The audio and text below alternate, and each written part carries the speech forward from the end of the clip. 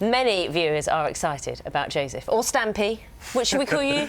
Whatever you like. Stampy Cat, Stampy, Joe, Joseph. Stampy Cap? Stampy Cat. Cat? I'm a cat. I'm an orange cat. Ah. In my days off. OK.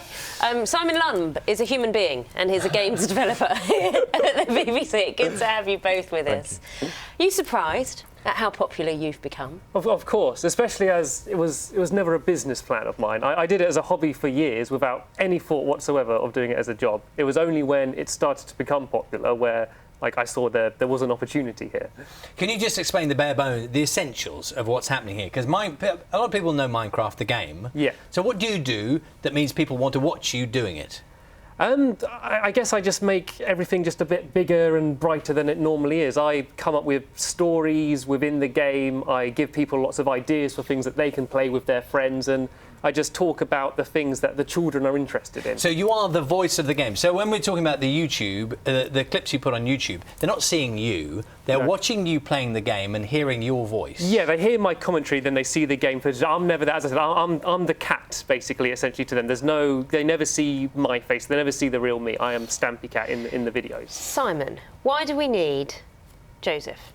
Or why do these game players need Joseph?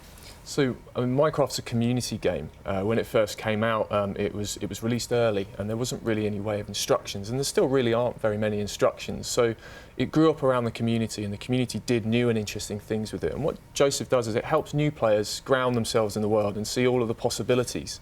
It's an incredibly powerful, beautiful game that does amazing things, and sometimes we need a trusted guide, and Joseph provides that. And how do you turn that into a job and into money?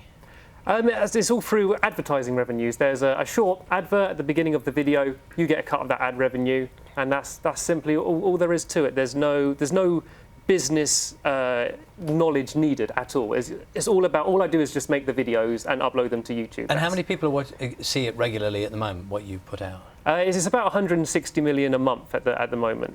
What kind of money? Huge numbers. What does that mean in money? It changes. It depends what the advertisers are paying at the time. It fluctuates up and down, but I mean, you can make a full-time living off it. So Simon, I mean, is this a trend we're going to see? I think with so. other games, perhaps. Absolutely. There's, in popular kind of media, other popular media, there's not that many voices that the players can relate to on television and radio and so on and so forth. So YouTube's providing people like them they can speak with, interact with, and watch and get tips from. And it's directly there, it's kind of showing them new things and they can get excited and involved themselves. And the games makers won't mind?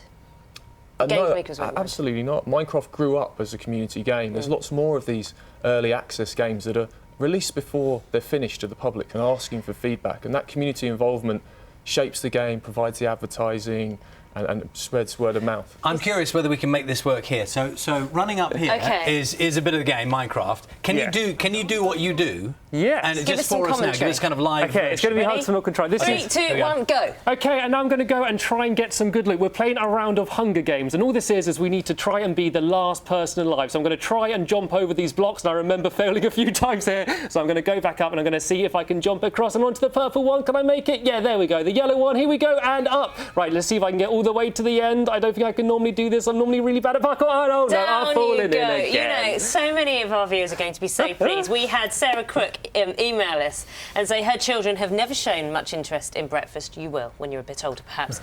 But as soon as they knew you were on, they're ready, they're dressed, glued to the television. She wants you on every morning, basically, just because children, they're absorbed, aren't they? They've just really taken to your personality, haven't they? And I mean, I'm not the...